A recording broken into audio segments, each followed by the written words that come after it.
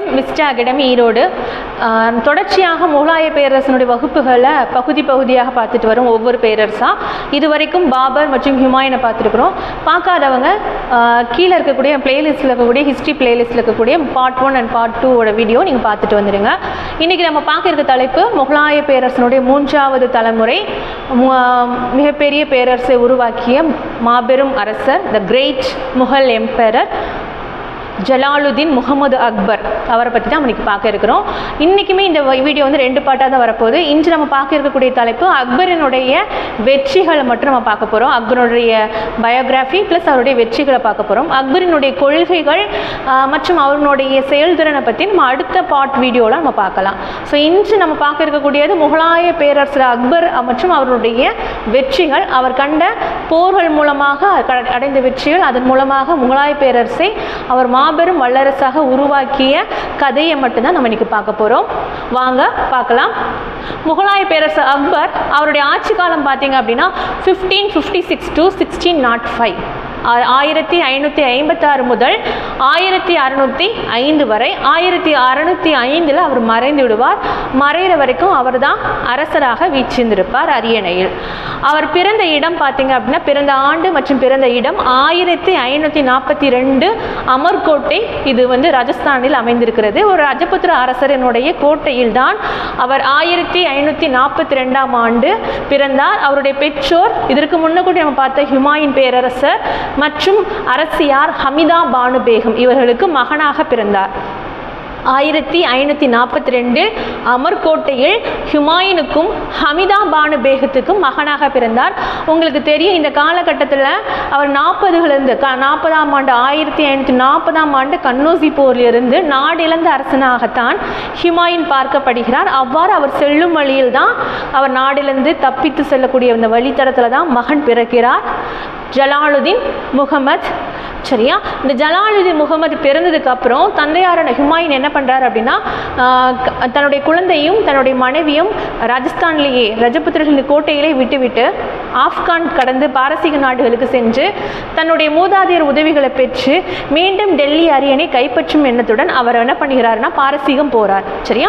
அப்படி போகும்போது ஹுமாயூனுடைய சகோதரர் காந்தஹார் அதில் ஆட்சி புரிகிறார். நம்ம ஆல்ரெடி பார்த்துருப்போம், வீடியோவில் பார்க்காம போய் பார்த்துட்டு வாங்க. அப்போ உங்களுக்கு தெரியும், கம்ரான்.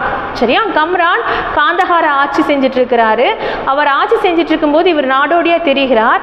தன் சகோதரனுடைய மட்டும் இல்லாமல் தன் எதிரியான ஹுமாயூனுடைய பையனான ஜலாலுதீனை என்ன பண்ணுறார் அப்படின்னா, அவர் 1542களுக்கு அப்புறம் குழந்தையை அவர் என்ன பண்ணுறாரு, கைப்பற்றி கொண்டுட்டு போயிறாரு. ஆனால் காந்தஹாரில் வைத்து இவர் நல்லபடியாக தான் வளர்க்குறாரு. ஆனால் அவருடைய 13வது வயதில் ஜலாலுதீன், அதாவது அக்பர், அவருடைய மாமனார் கம்ரானிடமிருந்து பிறகு தன்னுடைய பெற்றோரிடமே வந்துடுறார். எப்படி வந்தான்னு ஹுமாயூன் உங்களுக்கு தெரிஞ்சிருக்கும், காந்தஹாரை அவர் பாரசீக அரசன் உதவினால் கைப்பற்றிருப்பார் அப்படின்னு சொல்லிட்டு. ஸோ அதுக்கப்புறம் 14ஆம் வயது, அதாவது 13 மாதம் ஒரு 4 மாதங்கள் இந்த வயதிலே பார்த்தீங்க அப்படின்னா இவர் வந்து அரசாட்சிக்கு வந்துடுறார். சரியா? தந்தையாரோட மறைவுக்கு பிறகு அரசாட்சிக்கு வந்துடுறாரு குழந்தையாக இருக்கும் பொழுது. அப்போ இவருக்கு பாதுகாவலாக இவர் தந்தையால் நியமிக்கப்பட்டவர் தான் பைராம் கான். இந்த பைராம் கான் தான் பார்த்தீங்க அப்படின்னா அக்பரனுடைய இன்ஷியல் காலகட்டங்கள். சரி, அக்பருடைய அரியணை ஏறிய இந்த முதல் 5 ஆண்டுகளில் பார்த்தீங்க அப்படின்னா அக்பர் குழந்தை என்பதனால இவரை பின் வைத்து முன்னாடி அரசாட்சியின் பணியையும் சரி போர் தொடுக்கும் பணியையும் செய்யக்கூடியவர் அக்பரின் பாதுகாவலர் பைராம் கான். சரியா? ஸோ முதல் பேட்டல் 1556 அக்பருக்காக நடைபெறுகிற இந்த பேட்டல் எதற்குனா டெல்லியை கைப்பற்றணும். தந்தையார் இறந்துட்டாரு. அதுக்கப்புறம் ஆப்கானியருடைய கிளர்ச்சி நடக்குது. டெல்லியில் பார்த்தீங்க அப்படின்னா அடில் ஷா அப்படிங்கிற ஆப்கானிய அரசர் இருக்கிறாரு. அவருடைய படை தளபதி பார்த்தீங்கன்னா ஹெமு அப்படிங்கிற இந்து மதத்தை சார்ந்தவர். சரியா?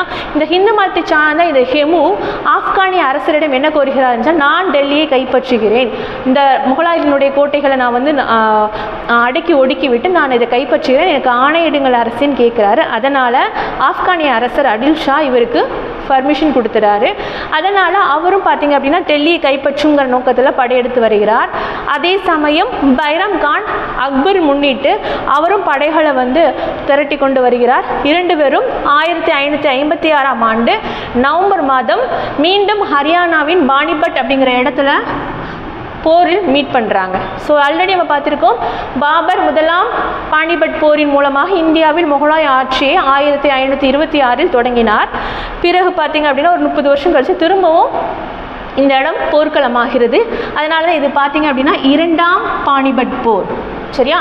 2ஆம் பானிபட் போர் யாருக்கும் இடையில்னா அக்பரின் பாதுகாவலர் பைரம் கானுக்கும், சரியா, அக்பரின் பாதுகாவலர் பைரம் கானுக்கும் ஆப்கானியாவினுடைய படைத்தளபதி, ஆப்கானிய அரசனுடைய படைத்தளபதி ஹெமுக்கும் இடையில் நடைபெறுகிறது. இந்த போரினுடைய வெற்றி ஹெமுக்கு தான் சாதகமாக இருந்திருக்கும். ஆனால் இறுதியில் என்ன ஆயிருதுன்னா, ஹெமு வந்து ஒரு அம்பு தாக்கி அவர் கண்ணில் அம்பு பட்டு விடுகிறது. அதனால அவர் நிலை குழுந்து கீழே விடுகிறார். அதுக்கப்புறம் பைரம் கானால் கொல்லப்படுகிறார். அதனால் இந்த போர் யாருக்கு வெற்றியை கொடுக்கிறது அப்படின்னு பார்த்தீங்கன்னா முகலாய பேரரசுக்கு. அதனால் மீண்டும் ஒரு தொடர்ச்சியான ஒரு முகலாய பேரரசு தொடங்கின அந்த ஒரு ரூபம் தான் பார்த்தீங்க அப்படின்னா நம்மளுடைய ஜலாலுதீன் முகமது அக்பர். சரிங்களா? ஸோ அதுக்கு அடுத்த பேட்டில் பார்த்தீங்கன்னா 1562 மாலவத்தில் மீது போர் தொடுக்கிறாரு. இந்த போரில் படைத்தளபதி யாருன்னா ஆதம் கான்.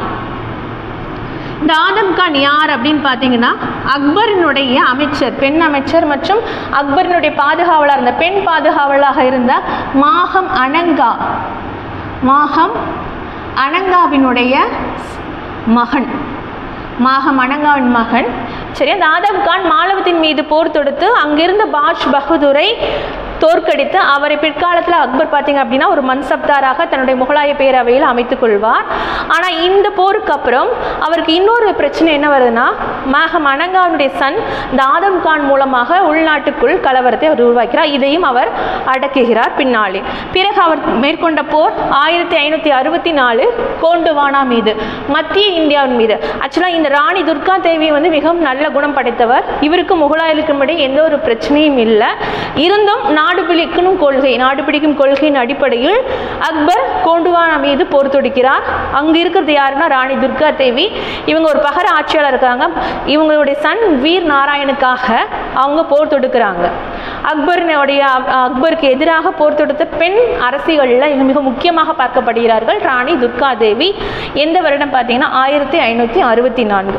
பிறகு 1568 அக்பர் சித்தூர் மீது தாக்குதல் புரிகிறார். சித்தூரை கைப்பற்ற வேண்டும் என்று அங்கே ஆட்சி செஞ்சிருக்கவர் ராணா உதய் சிங்.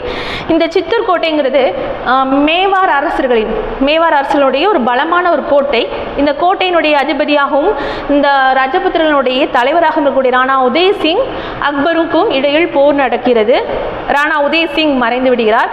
அவருடைய வீரர்கள் 30,000 வீரர்கள் கொல்லப்படுகின்றன. பிறகு அவருடைய மகன் இந்த பேட்டலை எடுத்துட்டு செல்கிறார். இதில் ஒரு முக்கியமாக பார்க்க வேண்டிய விஷயம், ராணா உதய் சிங்கினுடைய படை தளபதிகள் இருவர், ஜெய்மால் மற்றும் பட்டா.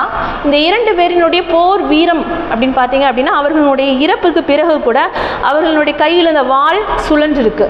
அந்த அளவுக்கு இவங்க போர்த்திறம் வாய்ந்த ஒரு ரஜபுத்திர வீரர்கள். இவர்களுடைய வீரத்தை மெச்சி பின்னாளில் அக்பர் அவர் கட்டிய ஆக்ரா கோட்டை, பதேபூர் சிக்ரி கோட்டை, அந்த ஆக்ரா கோட்டையினுடைய நுழைவாயிலில் இவர்கள் இருவரினுடைய சிலையை வைத்திருக்கிறார், இவர்களுடைய வீரத்தை போற்றும் விதமாக. ஸோ இதுதான் அக்பரினுடைய தொடக்க கால வெற்றிகள். இதை தொடர்ச்சியாக நம்ம பார்க்க இருக்கிறோம். அடுத்த போர்